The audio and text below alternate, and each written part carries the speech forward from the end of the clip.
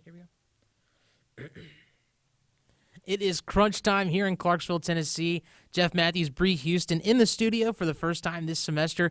Now, Bree, a lot of things going on in the world revolving around sports, local and national level. NFL has just started kicking off. Major League Baseball is about to start wrapping up, and the NBA is in the wrap-up for their season. But we're going to start with high school football here in the Clarksville area. Clarksville High 49 to Rockvale's 28. Joe Burns 21, Houston County 20. Jackson Christian 41, Clarksville Academy 0, a big goose egg. Montgomery Central 19, Northwest 10. Rossview 7, Northeast 4. That's a very interesting score. West Creek 19, Cheatham County 7. It was actually a pretty good game. Wilson Central 49 and Kenwood 19. Now, to start off the topic, that Rossview Northeast game, definitely an interesting score. Crazy. All my years of watching football, local football, high school, college, pro, whatever, I've never seen a final score of 4. No. Now, I've seen some scores end in twos, like a 2, like one safety, and that being the only score that you have, but never seeing 2 safeties. 2 safeties in one game, but it's 2020. We should be expecting the unexpected, I guess. That is true. Anything can happen here in 2020. But Rossview does have a pretty good defense. I've actually seen them play a couple of times. Not horrible. Definitely some things that they could pick up. But, 7 points only. So Northeast also has a pretty darn good defense if they were able to only hold them to a touchdown. Well, I've heard situations it's really good defense or really bad offense. So that's true, too. Sometimes you just can't get that run game going, and that's what a lot of high schools try to focus on is trying to get that run game established. Yeah. Not many high school kids are going for the long 60-yard passes into the end zone. But on top of that, I tell you what, one team that did establish a run game was that West Creek-Cheatham County game. West Creek really was able to get that run game established kind of early, but at the same time, Cheatham County's defense didn't look terrible. It was an interesting game because Cheatham County would have moments on defense where they looked super strong, and then 1 or 2 plays would be letting West Creek move the ball down the field quite a bit. And then it was the same for West Creek. I think really what happened was Cheatham County, I think it was in the second quarter, allowed West Creek to recover a fumble, I think it was, on their side of the field. So it was pretty good field position for West Creek to start out that second quarter, which then led to a touchdown. But, overall, that game was pretty close, and at one point we all thought that Cheatham County was actually going to come back and win it. Well, when it comes to defensive fronts, teams are looking for other teams' weaknesses, and that's what I believe happened. They ran against a brick wall for a few times, and then they found the weakness and they exposed it. That is true, and that is, like you said, that is a huge part of high school football is where are the team's weaknesses at. And I think for a lot of teams, the red zone is such a troublesome area for high school players. One, because defenses seem to pick up a lot more when they're in the red zone, and then on top of that, a lot of high school players, a lot of high school teams don't have a seasoned kicker, someone who can actually put points on the board if needed to. Yeah. I think that has been a huge struggle for some teams. I know I've seen Sycamore have struggles with putting a ball into the air from a decent distance. I know Davidson Academy, who is in Nashville, they came down and played Sycamore too. They had some trouble, I believe, kicking the ball. Cheatham County, I think, had a kicker who was able to put one in, I think, from about 30 yards, I think it was. I could be mistaken on that one. But even then, at that distance, it was a struggle. Some of them can kick it that far, but where it really comes a problem is it's not accurate. They're putting it left and right. They're putting it low. They're putting it, just not on target. But they have the leg to get it there. And I think that ties into a lot of teams don't have kicking coaches. Yeah, and just to encourage some of the high schoolers out there who are missing kicks, they're not the only ones missing kicks, but I'm sure we'll get into that a little later on in the show. We definitely will get into that later in this show. But now we're going to switch gears and talk about more local stuff. Austin Peay going up against Pittsburgh did not go well, as Austin Peay would probably say, as they take a loss 55-0. Yeah, tough loss right here for Austin Peay, and it results as being 0-2 of the season thus far. Now, 0-2, not how you really want to put it out, but it has been a hard season. Austin Peay only has one game left this fall against Cincinnati. But then on top of that, I mean, Central Arkansas game was actually a pretty good game. Austin Peay So close. almost able to make that comeback, but just falling short just a tad. This Pittsburgh game was just a rough time. I believe, I think it was last season we went to Georgia and played the Bulldogs, and I think we lost that game 50-0. And so now to go to Pittsburgh and losing 55-0, it makes it kind of hard to enjoy the season for sure, especially if you're Jeremiah Oatsabal, who is his first season back since last season, went down with a leg injury early. Exactly. But we have to look at Pitt's quarterback, Kenny Piesick. He finished 14 of 20, 227 yards. So, I mean, he was working on offense. He was definitely putting it down the field. And I think if you can get a quarterback who can make that completion rating, I mean, man, more power to you, because he was on fire. I mean, all of Pittsburgh was on fire for that game. And I think, I had the chance to speak with Isaiah Neumann before the Pitt game, and we discussed how it would feel to play in an NFL stadium. He said, well, he's played in the Titans Stadium, and, this game they played at the Heinz Field. So he said it really wasn't a big thing, but I think for some of the other players, I think, it had to be mind-boggling because they aspire to be there one day and play there regularly on Sunday, play in the NFL. So to be there, maybe that could have been a factor, but also, Pitt's just a good team, and you have to hand it to them. I want to get your opinion on this. Could you see having like a national spotlight on Austin Peay on that first week against Central Arkansas? Could that have played into a factor into how Austin Peay plays moving forward? I mean, Austin Peay has not really had that big of coverage before, especially on primetime ESPN, opening college football season across the nation. Does that put any extra pressure on Austin Peay to really go out there and perform? I would say yes. Isaiah said no. Okay. He said it was just like football, any other game. Me, I'm thinking everyone's watching. There hasn't been football for 3+ months. Right. Actually, almost a year if you go to December, but of course we're before December. But there hasn't been football in all of America. The whole world has been shut down. And now we're getting back into sports, and this is the first game everyone gets to view after being quarantined, locked in, watching reruns of old games. I would think there would be a lot of pressure. I mean, I think that there has to be, and even if you don't admit that there's pressure, I think there is, especially like in Austin Peay's situation. Not only did you open up college football season, you opened college football season with a 75 rushing yard touchdown. Yes. I mean, not only did that happen, which made national news, I mean, it was replayed numerous times on ESPN. The amount of shares, the amount of clicks that it had, I mean, was outrageous. Everyone was just so excited for football to be back, and then to see the very first play of college football be a 75-yard rushing touchdown. I mean, you definitely put your team in a huge spotlight. And like I said, I don't know if you can't admit to it, I think that there's still room there that there's some pressure. Oh, it has to be. But congratulations to the freshman C.J. Evans. College football, your first real game in front of millions, and you come out and make that type of play. He said he was super excited, but he wanted to show his fans, his coaches, that he was reliable. Right. And that's a great way to do it if you really want to impress the coaches, impress some people watching. I mean, there's a lot of effort on that, and I think a lot of the comments were really impressed with his movement, being able to just get to that outside and just take off like that, how he did.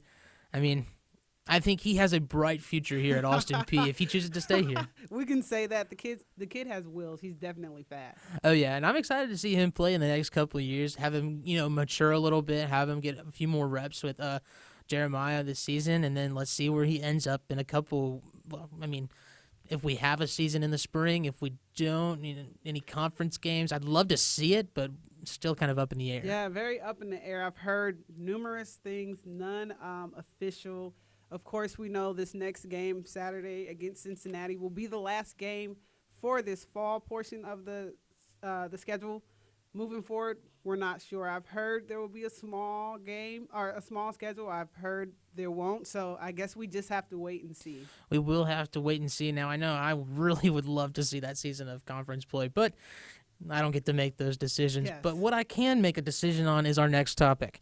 Now, we're going to switch it over to the opposite of football, and we're going to talk some baseball.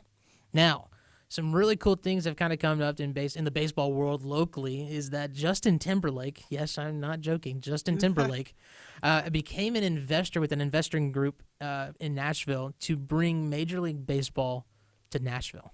That's right. He's investing in Music City Baseball.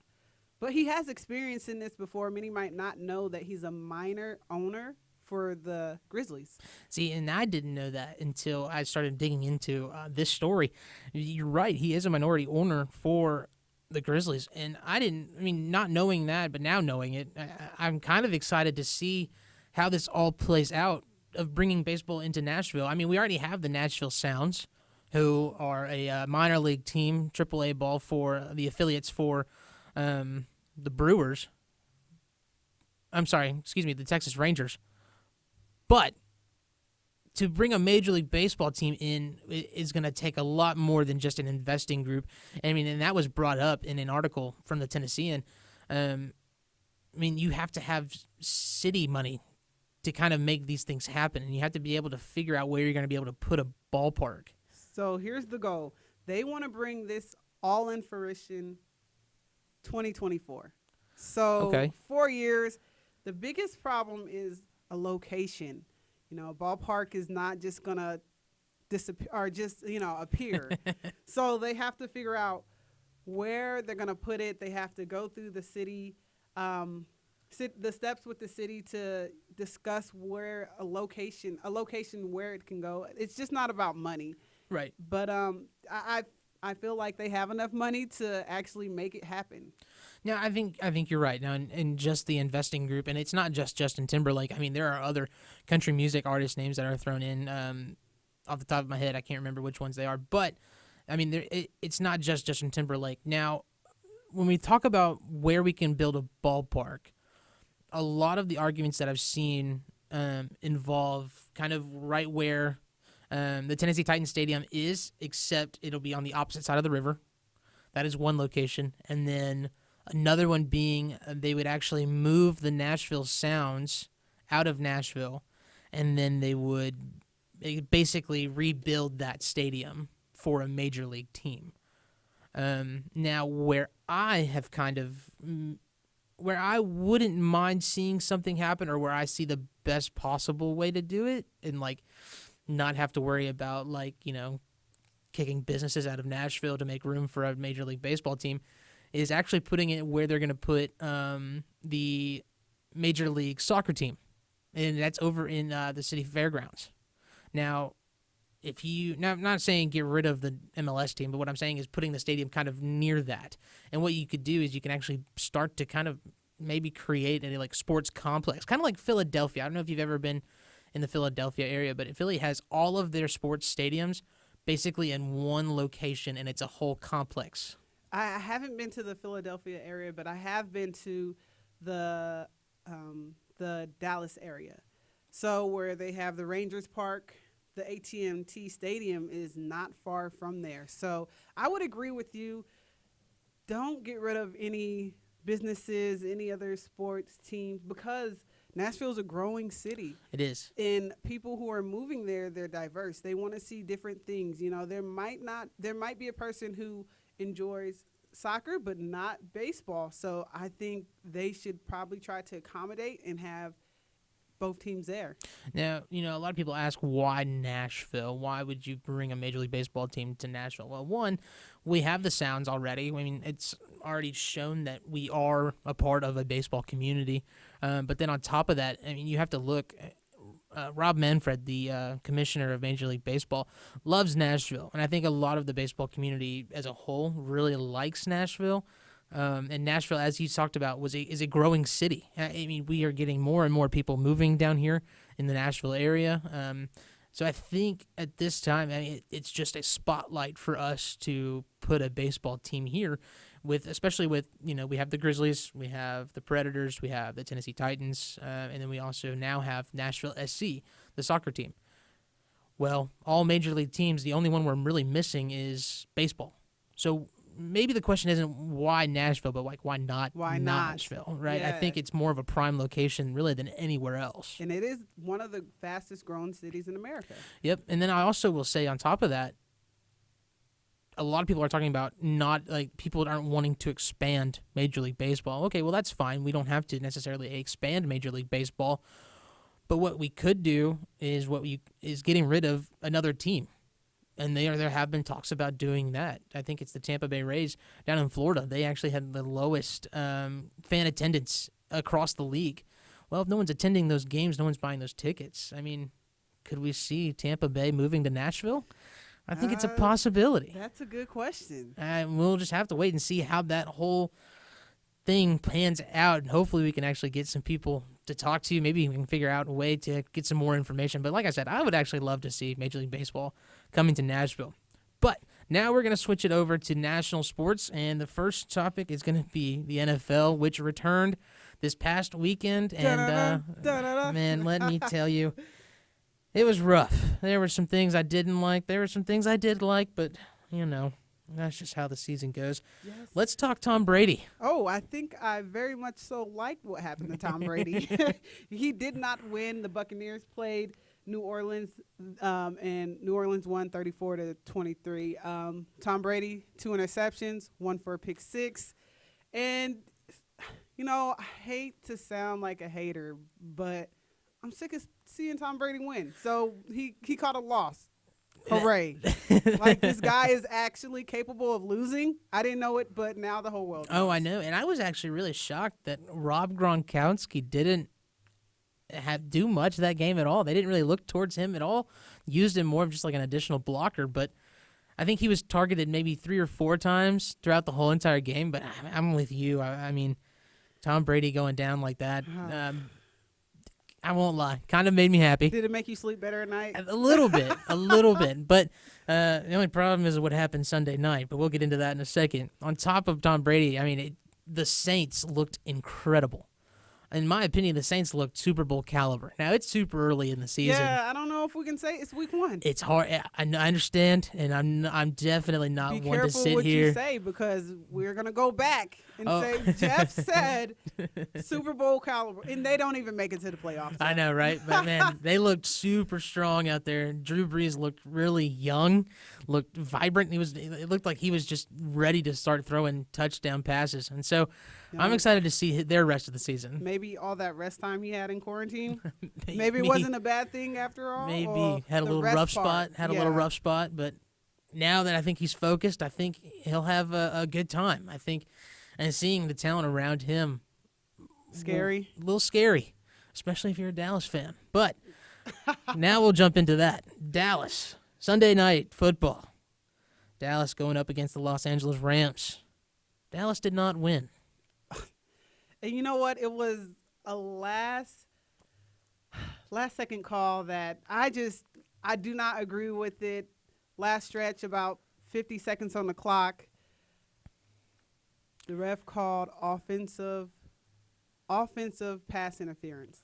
And, after the game, I text my buddy who is a sports anchor in St. Louis, and I said, that was a horrible call. And he sent me back the gift with the eyes covered like this. He said, no, it's not. It was, it's fine. We're 1-0. I said, for now. But for now, I believe I saw the replay. He extended. He didn't grab. He didn't tug. He just made space. Mm-hmm. And I just don't agree with the call. I believe when you're in such a close, when the game is on the line, the refs should not make a call that's going to interfere with the game. Right. And I mean, I think that's one of those textbook plays that directly influenced the outcome of the game. Because Dak Prescott and Ezekiel Elliott, if they make that pass, very easily could have gotten a touchdown. Not to put the LA Rams defense down.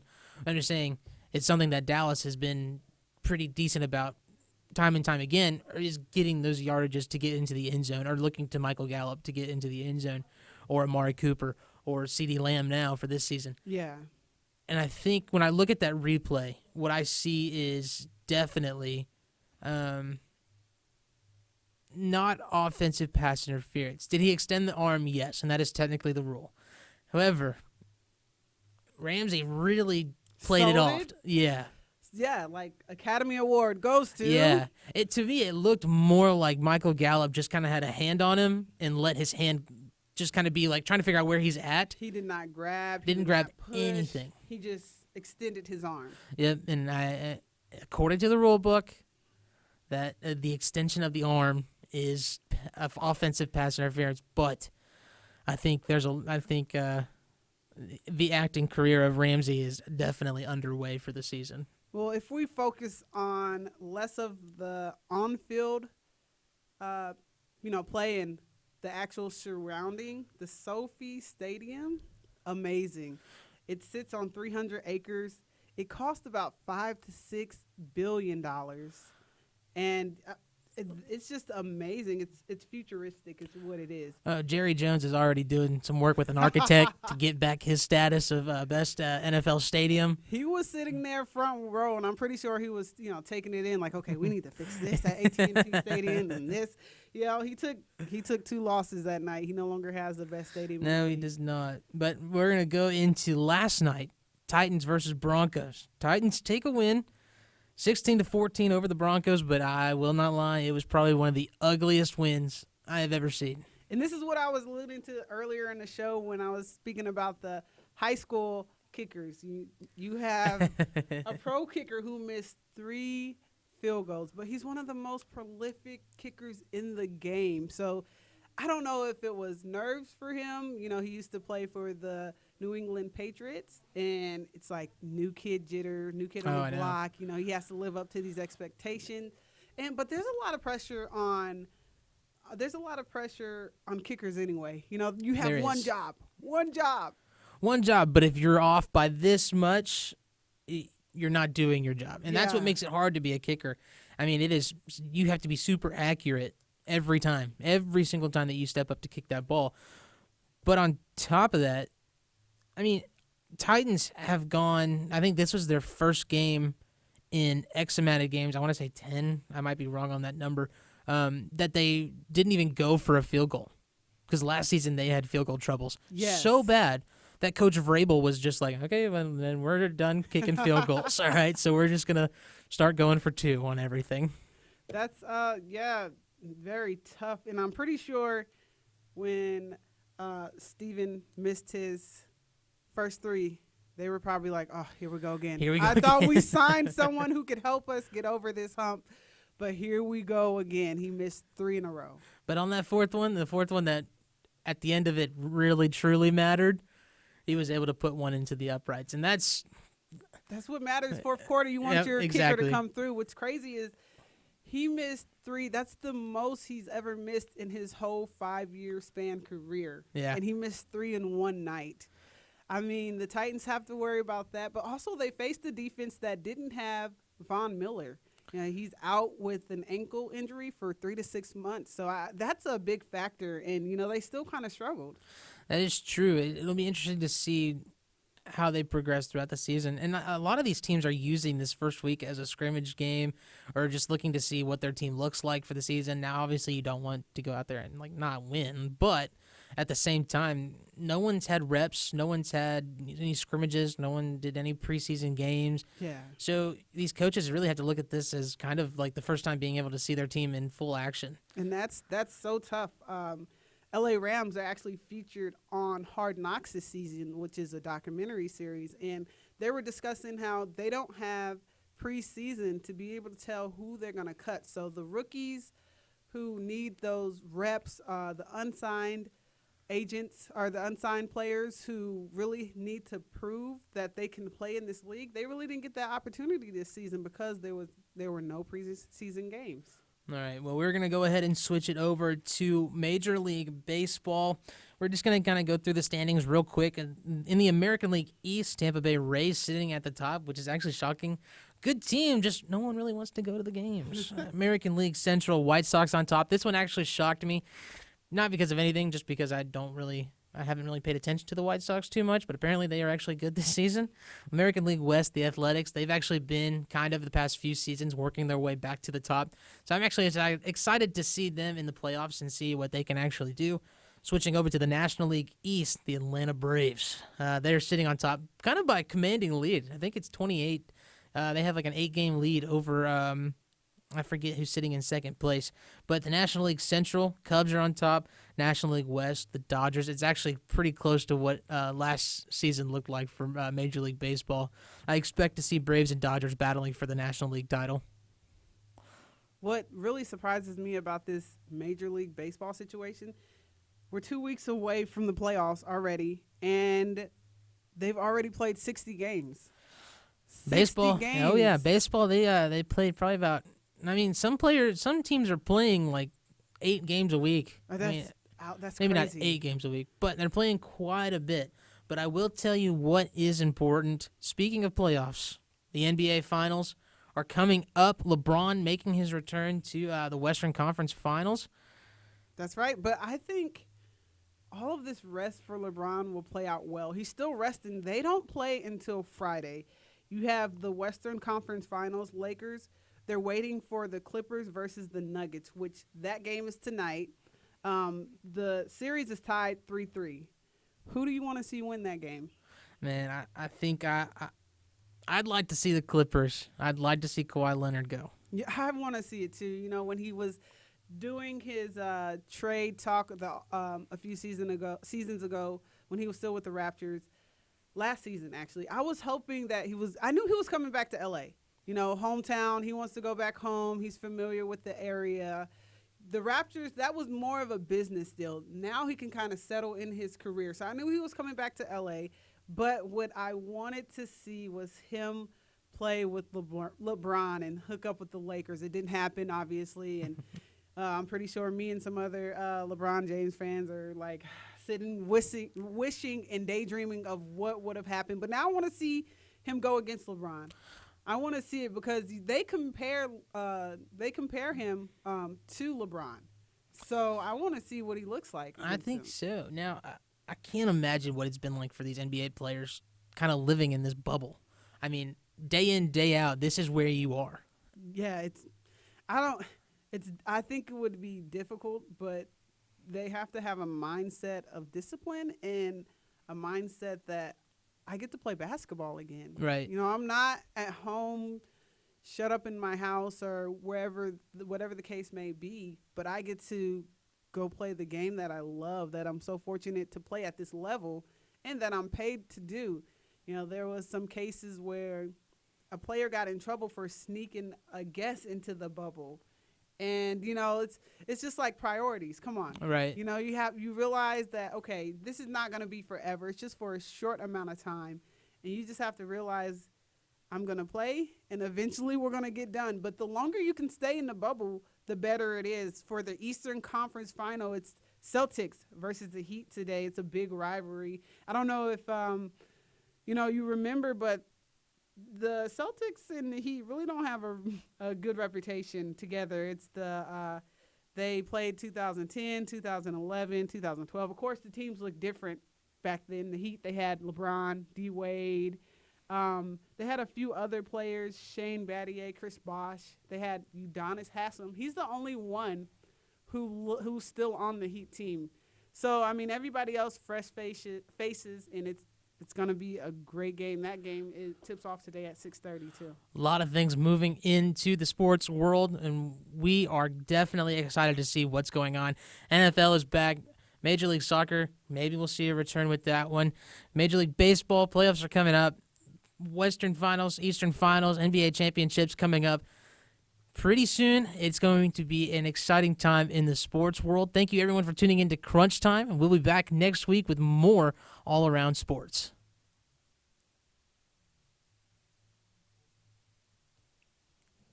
When you were